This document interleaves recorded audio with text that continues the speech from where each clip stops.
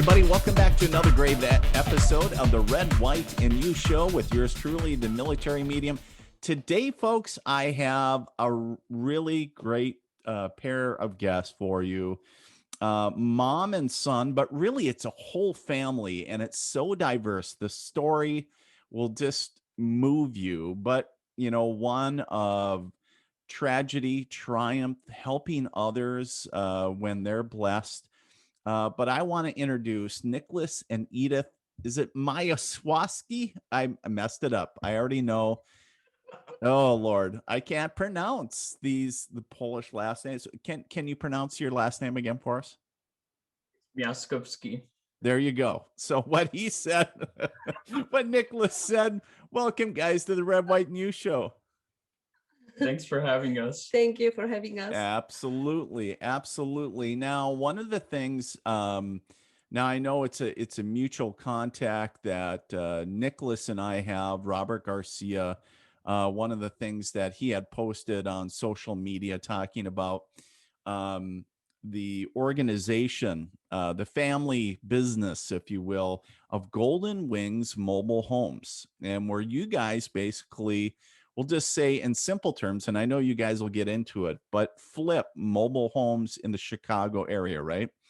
And also where you have what you label yourselves mobile home investors, correct? That's right. correct. And then also you started a nonprofit called Golden Wings Helping Hands.org, which is the website to that. But there's so much more to this story. And remember, I go back to your last name that I can't pronounce, because it wasn't that long ago that you guys were making the journey to the United States. Because Edith, you were sharing before we came live how your family made the decision to come to the United States because out of tragedy. Can you share that a little bit, kind of the beginning of this journey, if you will? Definitely. Yes, so my daughter, Samantha, she was the reason that we came to United States. She was born in Poland. She was diagnosed at 6 weeks old. She was diagnosed with a brain tumor. And we have been living in a country, post-communist country in Poland. That was almost 30 years ago.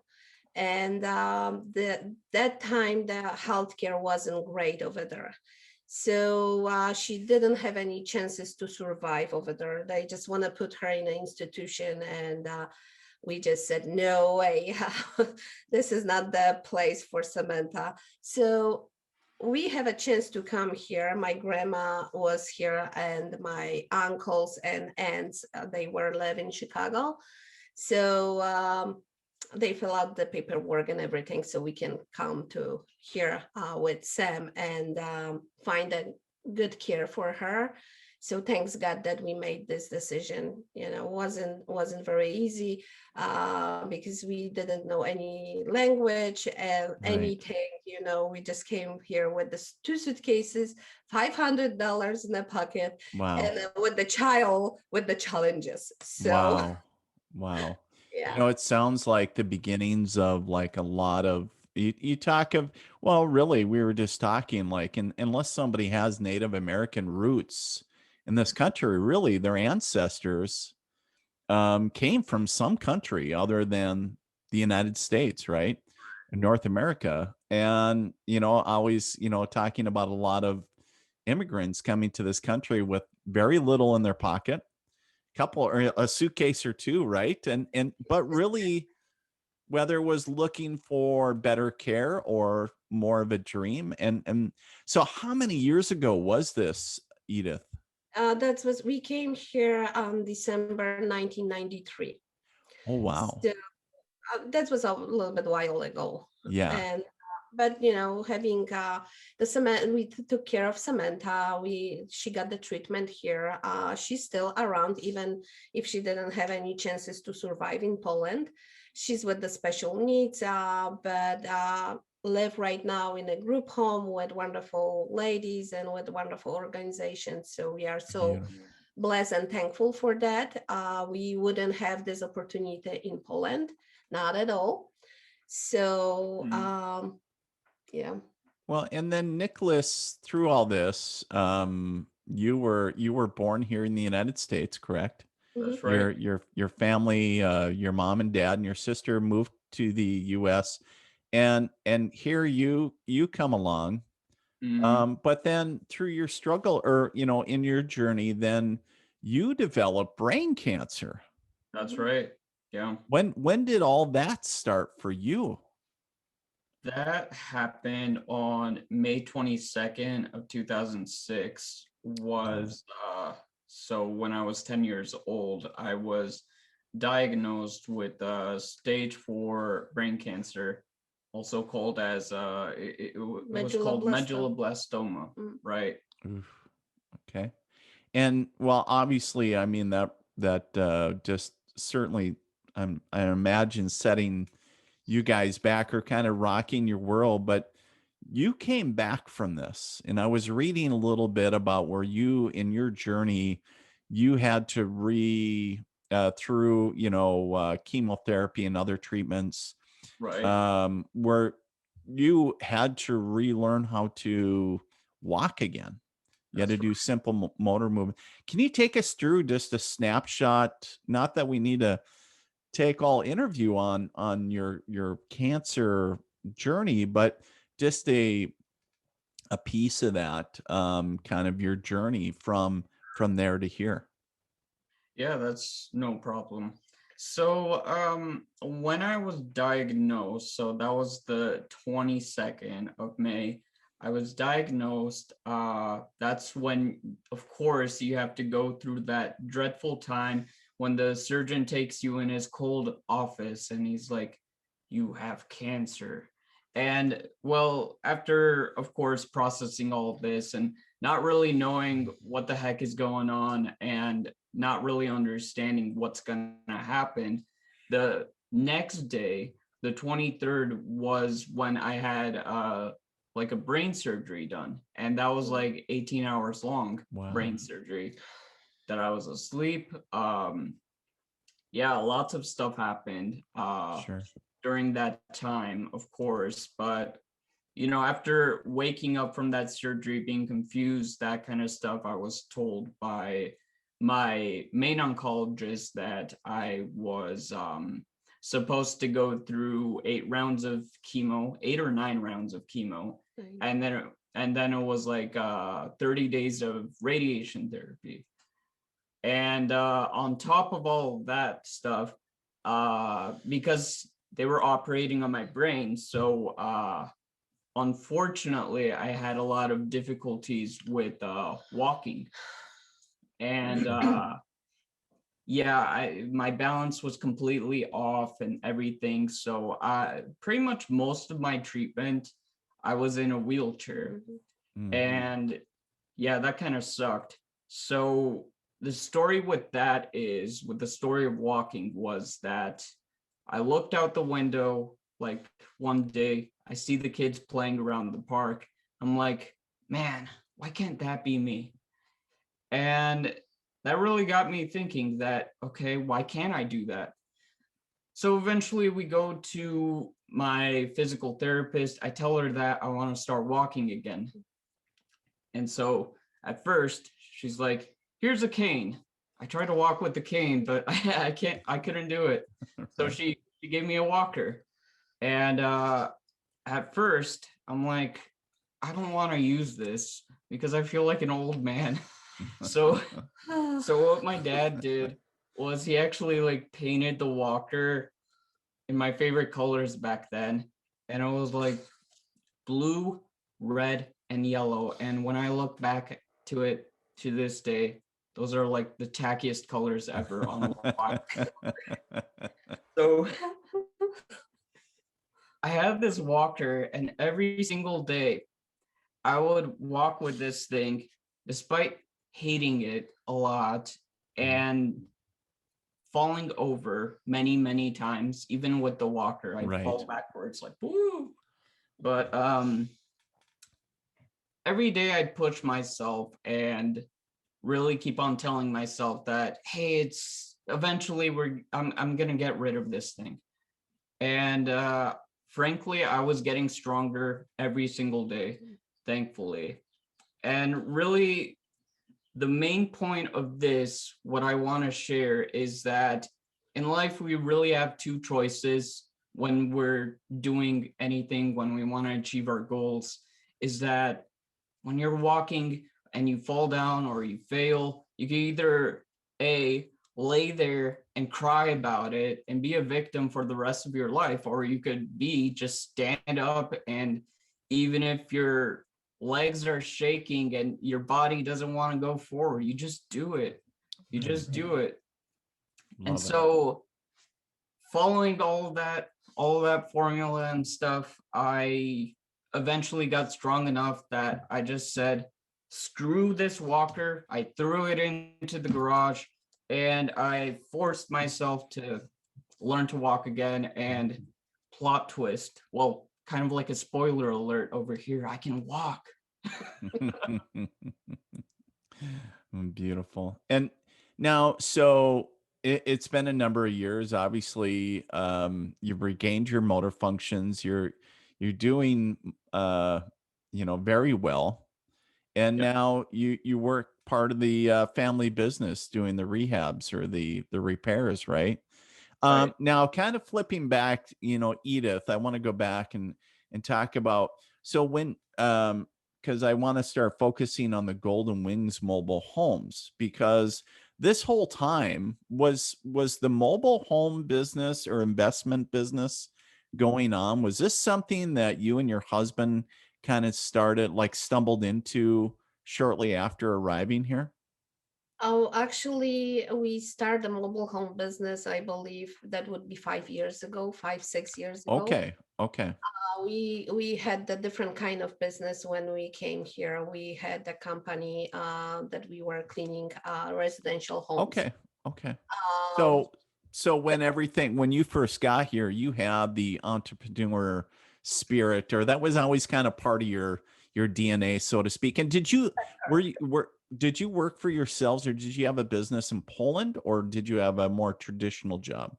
okay, so I didn't have a chance to go to work in Poland. I Okay. was 19 first when I first time came here. I was 19 years old. Oh, okay. I wasn't married yet. I didn't have children or anything, but I really didn't like it here because my whole, all Sure. friends Yeah.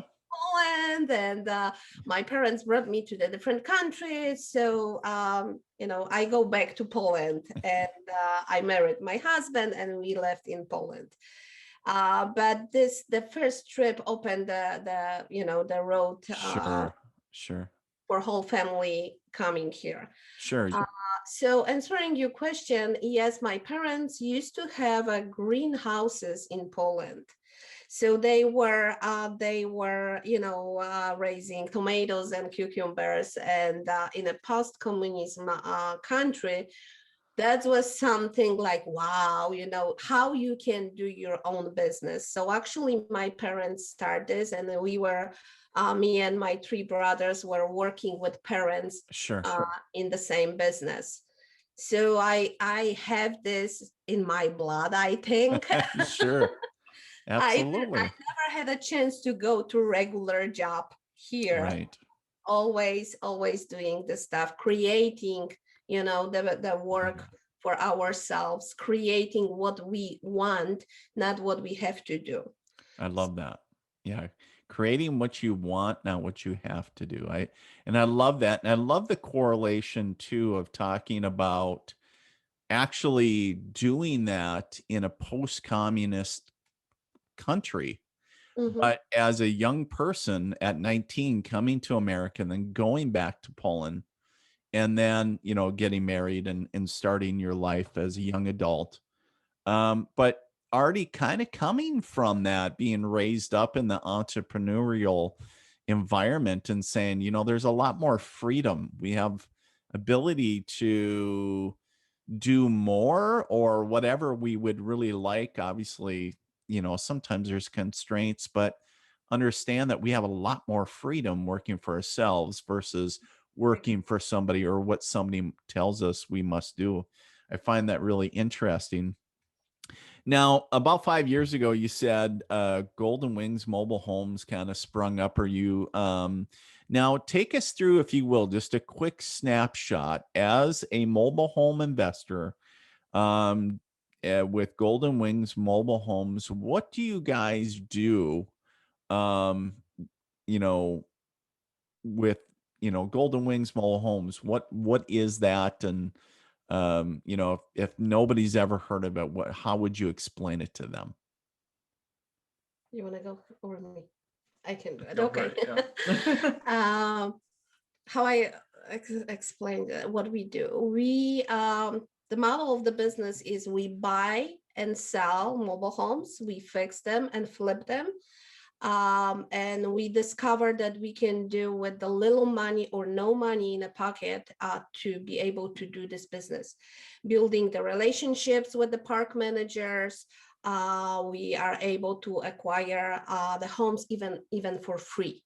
So discover this part. This is the very beauty of this business, because you can use as a second income, or you can build a main business like we did. Yeah. You can do the different things with having knowledge how to do this business. Some people can raise money for just do the couple flips and raise the money for down payment for the home, for the single family home. It's so many options that you can do that, Right. knowing the secret about the mobile homes. Well, Everybody were refusing the mobile homes, because That's right. always this is the stigma here, that the mobile homes, this is the, I don't know how you can, the white trash or something like Yeah. that, trashy places, or I don't Right. know. I like to call that the snob factor, because a Sure. lot of people, this isn't, it's not fancy cocktail talk, Oh, I do mobile homes. No, the truth of the matter is a lot of people just look down on them. They don't understand that people actually need to live in these kind of affordable homes, especially during, all this crazy pandemic time. Because, well, the truth of the matter is that there's nothing low about putting people into affordable living. There's nothing low about making there's nothing wrong with them either, and I'm going to have pictures up here of some of your flips. Some of the conditions. It was really cool, the drastic change that you guys bring these mobile homes through. I mean, it's completely just awe-inspiring. But these mobile homes are nice. Like, Yes. it's a very nice home. And really, at the end of the day, regardless of what your income level is, it doesn't matter. But we're all looking for a warm, safe, and comfortable place to call home, and something within your income bracket. And there's also, I agree with you, Nicholas, and Edith, about the perception that people that either own mobile homes or mobile homes are less than. Yeah. And to me, I'm just going to say, and excuse my French, but that's bullshit. It is, and it truly is, because at the end of the day, we're just people. We're the same as anybody else. It doesn't matter where you live. It really matters what's in your heart, right?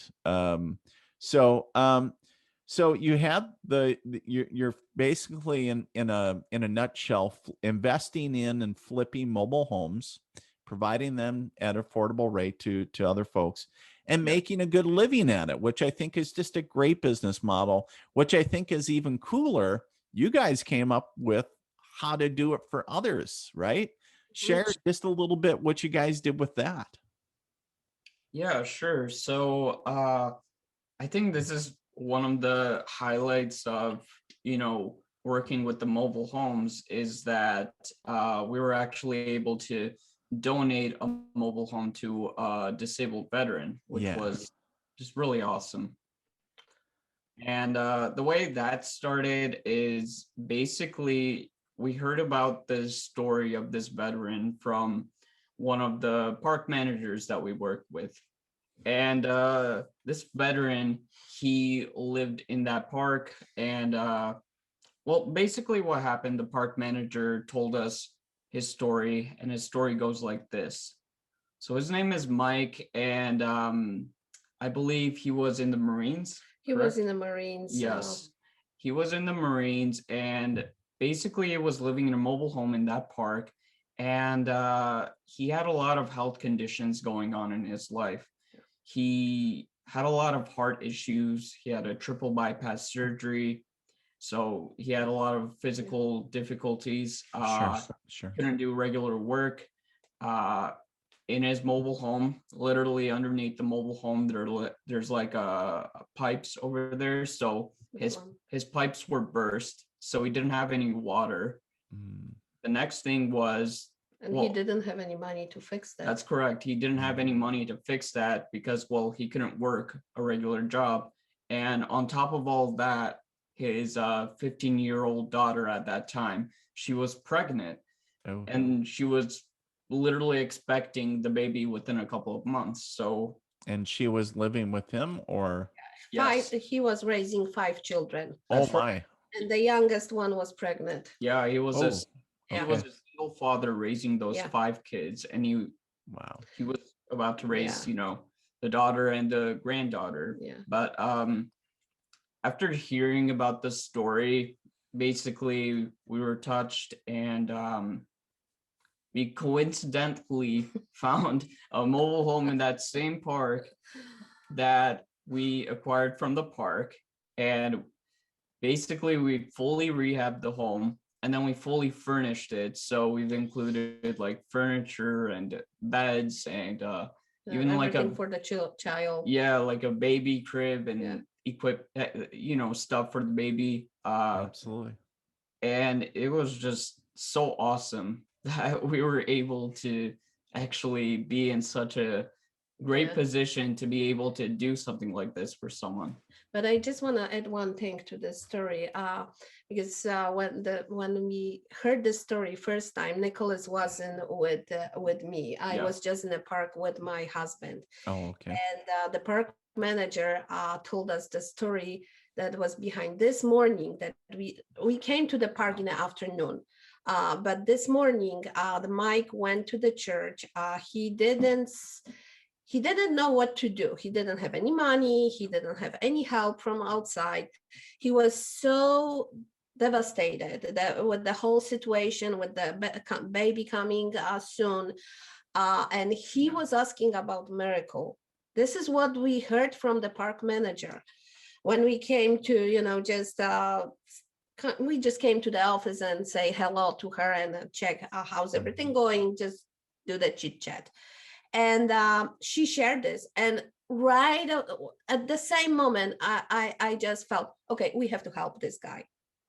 So we called Nick, we told him the story, and everybody was on the board, and we decided, okay, this is what we have to do. We have to help him because we are more fortunate than others. And every single day, waking up, alive, still having my 2 children alive, I'm grateful every single day.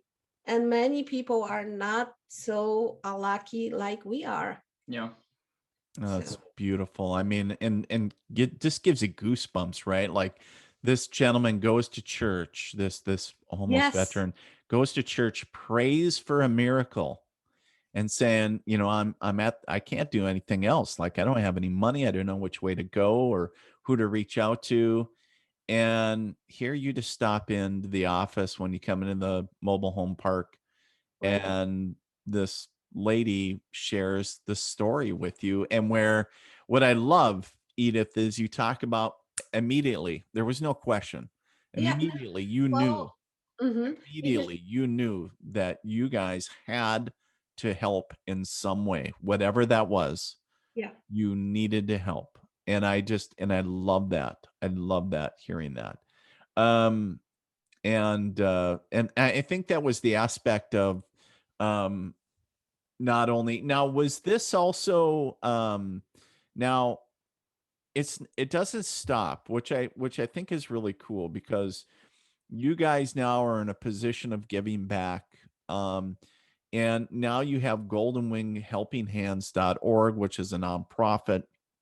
Right. Where now you regularly, or when you're able, to raise funds in this nonprofit aspect, Mhm. being able to provide homes and other things for not just veterans, but folks that are homeless.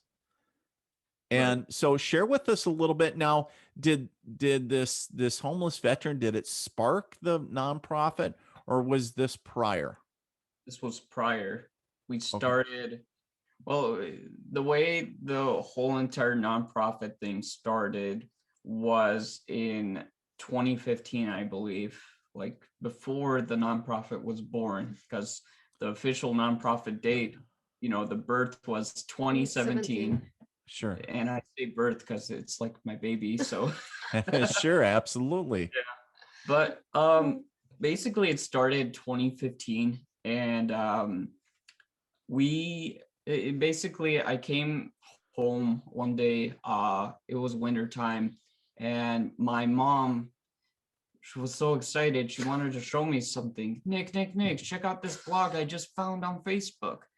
And it was of some lady who was doing it was like blessing bags or hope bags for the homeless people. Sure. And she was like giving them out over the Christmas. So she shared this with me, and she said, "Oh, it'd be cool if we did that." And I Yeah, if said, we can start a new "Yeah, the tradition, family if we could start a tradition. new family tradition." Yeah. And I said, "Yeah, let's do it." And well, we actually did it. We went out to buy, hats, gloves, that kind of stuff, Blankets. blankets, non-perishable Yeah. foods, toiletry items, and we put them in these like gallon-sized Ziploc bags. And basically that's how it started. We made 25 of these, and since then we've done over 2,000 of them Wow. since starting out in Mhm. 2015. Wow. That's crazy. That's crazy cool. So Well, that and somebody doesn't really realize either in each demographic area of the United States, sometimes for that area, the homeless population is crazy high, right? Yeah. And not that I know numbers or anything, but Chicago area, very densely populated city. But I know that the homeless population is very high there, correct? Yes. I don't know the exactly number Yeah. Yeah, right now. yeah, I don't. Yeah, I'm not aware of the numbers either, but But I'm just saying it's very high, maybe compared to say a more rural area, or what I'm saying is just because the city itself so populated. But so I just think that's a great thing. So after that, then it just kind of one thing led to another, and all of a sudden you'd be like, hey, why don't we have the family business? Why not maybe donate a mobile home? Yeah, it kind of started from there. So let me ask a quick question. So in 2015 is when we first started this, but Absolutely. have you ever seen the sheer joy of when you actually help someone out and actually acknowledge them? I do. Because I have. yeah, Sorry. because that's exactly what we've seen. We've seen that face the first time in 2015 when we delivered those 25 care packages. We were underneath this bridge area in downtown Chicago, and there were 5 people over there. And I remember I was thinking to myself, oh my God, are these people on the streets actually going to use these items that we're going to give them? And all these limiting beliefs came to us, and I remember approaching right to them and slowly taking out the care packages from, I had a little bag, so Sure. passing Absolutely. them out to the 5 people there. And one of the guys, he stood up from the chair. They had like a little campsite there. Yeah. Stood up from the chair, and he gave me his hand. He's like, son, what's your name? Oh, well, I'm Nick. Ah, Saint Nick, like the angel that we need right now. And those words, that's what's inspired us to continue on from 2015 until now, the present day, doing this, the care packages and Yeah. doing great things for other people, is because just that feeling, that look on people's faces when you acknowledge them and help them. Because unfortunately, a lot of people just don't acknowledge people who are facing these kind of difficulties. They look the complete opposite direction instead of Right. acknowledging them and give it, because people like that, they need to have a sense of dignity. Sure. I know. So Absolutely. And they're people, right? So it's like, yes, why, and then we go back to the same mentality of, people looking down their nose at mobile homes. Well, if they're looking down at their nose at people that live in mobile homes, what do you think they're going to do for people that are homeless? And that's just a sad aspect. Um, Let me ask you guys, with Golden Wings Mobile Homes and Golden Wing helpinghands.org, what is something that you know you guys need? If there's somebody out there listening or watching to this, what is something that how they can help you, or they can just help if they're like, I feel really moved by Nicholas and Edith's interview. How can I help? How can I get involved? right. So there are really a couple of ways that people can get involved. So our ultimate goal is, we've talked about a little bit of this before we started recording, but we've started this online course and coaching people how to, get these mobile homes and rehab them and sell them. But we're starting to teach people on how to do similar things like we have with donating mobile homes and that Okay. kind of stuff. So our ultimate goal basically is to get a lot of people involved and teach them about these things because, well, this is a huge problem. A lot of people are homeless, especially now. People really need that affordable living. And that's what we're here teaching them about. So one of the things that we're asking for is for people to, be more interested in the mobile home world because mobile homes are the future. Mhm. But the other thing is to even just learn about the homeless issue around the country. Absolutely, absolutely. Well, and to get involved in their community as well, right? That's right. Because if you're not seeing it, you're probably not looking for it, or you're, Yeah. because So, it's probably there more than likely. so it's more than it's not what we need from people. Yeah. Maybe this is the two different aspects, the mobile Sure. home business Yeah. and a nonprofit. With the nonprofit, yes, we the people can be involved with Right. donations Sure. or all kinds of donations. If someone is local, we can they can help us to this go on the streets and pass those packages. So Yes. it's many options with that. Sure. With the mobile homes, we just want to share with as many people as we can the opportunity, for the better Yeah. future for everybody, for the people who wants to invest with the mobile homes, and also for the for they can make a profit, and they can make also the good things for others, providing affordable living, and not Right. only for the lower income people, but also for the veterans as well. We are Yeah. so inspired by the Mike veteran that we will be doing more those kind of things, Oh, and down the road yeah. we are talking about the whole community Yes. for the homeless veterans and for homeless people who will be not just only live in the community, but also they Yep. can work there, they can take care of the gardening workshops or kind of things. So we have a much bigger plans, but that would be, down the road. Absolutely. Absolutely. Um, what is your websites? If you want to plug those really quick, where would they go if they want to check out both of your websites? Sure. So with the mobile homes, it's Golden Wing, just one wing, mobile homes, multiple mobile homes. So www.goldenwingmobilehomes.com.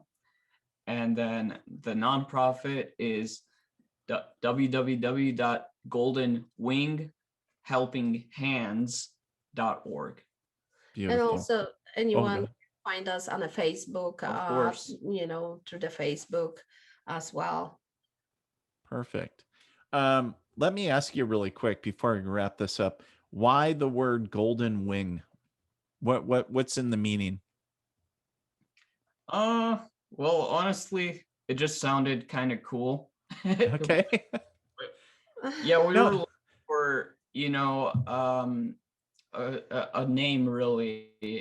But it's tied to the, to the angels, and Yeah, I'm all, person of the angels and everything right. Yeah. spiritual, believing, everything happens for the reason. So the Yeah. part of the name, it's the angel, the Yeah. wing from the angels. That Oh, that was kind beautiful. of what I had in mind when we were thinking of kind of Yeah. like a name, the Yeah. Golden Wing. Beautiful. Sure. Golden wings. Well, or golden, well, in this in your website description, golden wing, but I believe there's also a song, an old song too, called Golden Wings. But yeah, kind of talking about angels and a divine connection, so to speak. So I love it. I was just kind of curious more than anything. But um Nicholas, Edith, say thank you so very much. It just is such a fascinating and moving story. And if you guys are watching this, please go out, check out Golden Wing Mobile Homes or goldenwinghelpinghands.org. Check out their site, of course, on Facebook too, Golden Wing Mobile Homes. And now, does the nonprofit has a separate Facebook page as well? That's right. Yes. Yeah. Okay, so Golden Wing Helping Hands. So check them out. Check out what they're doing. And of course, we're gonna add some pictures of the rehabs and stuff to this video. But guys, thank you so much for taking time out of your busy day. And thank you for sharing your just absolutely fascinating story of overcoming adversity. And Edith, you are such a strong woman to bring not only to come to a new country where you really don't know anybody, but to go through all that with your children and still hold on to your belief and just, keep it all together somehow. Right. So absolutely. Absolutely. And maybe next time we can get dad on and, since it's a whole family thing, Yep. would love to do that. But we'll certainly, before I go, I want to thank both of you for what you're doing and the entire family, what you guys are doing, not only for your community, but the rest of because remember, and I think it's kind of probably in your ethos as well, it's the ripple effect, right, guys? One good deed affects so many. Mhm. And those that we interact with and just when we care and we just show up from our hearts, that again, great things will come from it. So kudos to you guys. So keep on doing what you're doing. I just love it. But thank you so much for being on the Red, White, and You show today. Thank you for so having much. me. Thank you Absolutely. for having us. Absolutely.